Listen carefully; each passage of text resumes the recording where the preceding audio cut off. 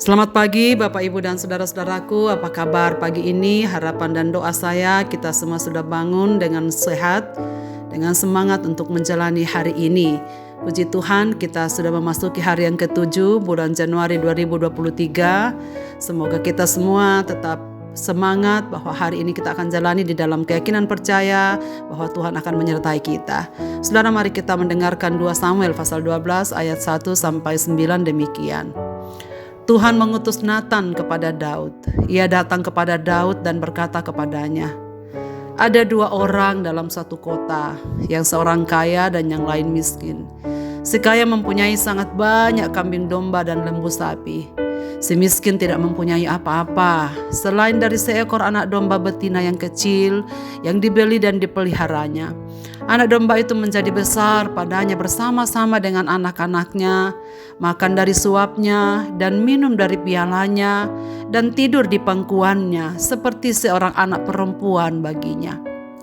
Pada suatu waktu orang kaya itu mendapat tamu, dan ia merasa sayang mengambil seekor dari kambing dombanya atau lembunya untuk memasaknya bagi pengembara yang datang kepadanya itu. Jadi ia mengambil anak domba betina kepunyaan si miskin itu dan memasaknya bagi orang yang datang kepadanya itu.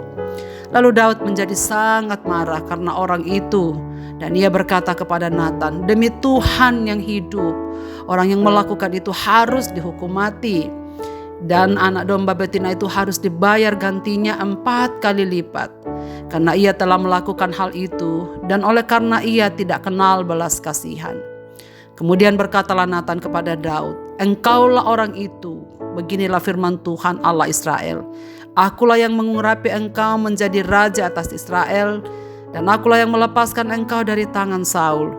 Telah kuberikan isi rumah tuanmu kepadamu, dan istri-istri tuanmu ke dalam pangkuanmu. Aku telah memberikan kepadamu kaum Israel dan Yehuda. Dan seandainya itu belum cukup, tentu kutambah lagi ini dan itu kepadamu. Mengapakah engkau menghina Tuhan dengan melakukan apa yang jahat di matanya? Uria orang Het itu kau biarkan ditewaskan dengan pedang. Istrinya kau ambil menjadi istrimu, dan dia sendiri telah kau biarkan dibunuh oleh pedang Badi Amon." Saudara-saudaraku, jika kita melihat anak-anak atau siapapun yang kita melakukan kesalahan, mudah bagi kita untuk menegurnya, bukan? Tapi bagaimana jika kita melakukan kesalahan atau orang lain yang melakukan kesalahan? Apalagi jika orang itu adalah orang yang terhormat atau raja besar yang kita hormati.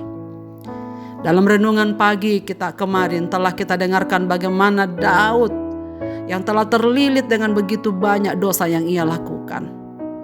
Walaupun sebenarnya belum ada yang tahu dosa-dosa yang keji yang dilakukan oleh Daud. Dengan terbunuhnya Uria, Daud mengira apa yang disembunyikan telah selesai. Namun mata Tuhan dapat melihat semuanya. Tuhan tak dapat dibohongi. Daud telah terbelit rentetan dosa-dosa, zina, perencanaan pembunuhan, dusta, dan mengingini milik sesamanya. Walau telah berhasil menutupinya dengan rapat-rapat, namun dapatkah kita menduga bagaimana akibat kondisi hati nurani Daud? Saya percaya penuh bahwa Tuhan tak tinggal diam terhadapnya. Suara hatinya menggelisahkan dia. Hatinya pun turut berduka oleh karenanya walaupun tidak ada yang lihat. Dengan gengsi yang amat tinggi di depan manusia, Daud jelas tak dapat lari dari hadapan Tuhan. Saudara sekalian, jika kita ditugaskan Tuhan menegur orang dalam kondisi seperti Daud, apakah yang akan kita lakukan? Nasihat atau wejangan apakah yang mungkin dapat kita lakukan baginya? Seringkali saudara sekalian, wejangan apapun tak dapat menembus hati yang keras dan pikiran yang buta. Natan beroleh hikmat Tuhan. Ia tidak berkhotbah, ia tidak menegur atau menuding, tetapi melalui cerita. Cerita itu berhasil memojokkan Daud ke posisi yang melibatkan pertimbangan kebenaran dan tanggung jawab. Dan pada akhirnya ia tidak bisa mengelak, orang itu harus dihukum. Dan ternyata pada waktu ia menyadari kesalahan itu, dengan mudah Natan mengatakan kepadanya bahwa engkaulah orang itu. Saudara-saudaraku, cerita itu tentang orang kaya dan orang miskin yang disampaikan Nathan. Ternyata menggambarkan kehidupan gembala miskin. Hidup sederhana dan memiliki hanya seekor anak domba. Dan ia sangat menyayangi dan memperlakukan domba itu seperti anak perempuannya sendiri. Celakanya, meskipun orang kaya itu memiliki banyak domba, saat ia memerlukan daging untuk makan siangnya, ia dengan tega mengambil bahkan merampas anak domba betina milik si miskin itu. Dan spontan Daud menyatakan bahwa orang kaya itu harus dihukum mati. Dan segera sesudah Daud mengungkapkan kemarahan dan tindakan yang harus diambil, Nathan menempatkan Daud dalam kisah itu. Ia juga telah merampas Batseba, istri Uria itu. Nathan menghardik Daud dan dengan tegas menyampaikan firman, "Engkaulah orangnya." Dan ini adalah nasihat penghukuman yang menembus jiwa Daud. Allah mengucapkan sebuah kalimat yang sangat dramatis. Daud telah memiliki segala-galanya. Semua yang diperlukan Tuhan sudah berikan. Dan betapa bodohnya tindakan Daud. Saudara-saudaraku, syukurlah Daud sembuh dari kebutaannya. Renungan pagi besok kita akan mengulas bagaimana Daud menyadari kesalahannya dan bagaimana Tuhan beranugerah atas apa yang dilakukan oleh Daud. Ia berani mengaku salah. Ia masih sensitif terhadap dosa. Namun demikian, konflik dan pertumpahan darah sebagai akibat dosanya tidak akan bisa dielakkan. Perang tidak akan beranjak dari dinasti Daud sampai selamanya. Dan akibat dari sebuah dosa terlalu berat untuk ditanggung. Saudara-saudaraku, dalam renungan pagi kemarin kita mempelajari jangan bermain-main dengan dosa. Dosa tepat atau lambat akan berakibat sangat fatal. Dan bahkan jika terus-menerus kita pelihara, pada akhirnya akan menghancurkan seluruh hidup kita. Saudara-saudaraku, kita bisa saja marah kepada Daud yang tega menghabisi Uria yang sangat baik itu. Bisa juga kita marah dan menertawai dia.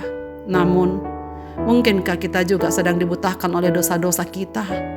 Kita sadari atau kita tidak sadari, kita dengan sengaja menyembunyikannya karena alasan malu dan gengsi. Tetapi saudara sekalian, mata Tuhan tak akan pernah bisa menutupi segala dosa-dosa kita. Kiranya Tuhan menolong kita, saudara sekalian, memasuki dan menjalani tahun 2023 ini semakin berkenan kepadanya. Mari kita berdoa. Bapa di sorga, terima kasih banyak karena kami mengawali hari ini dengan firman-Mu. Kami sadar bahwa Daud yang rentan, kami pun juga rentan di hadapan Tuhan. Acap kali kami mudah melihat dosa-dosa orang lain. Tetapi sesungguhnya dosa-dosa yang ada pada kami pelihara.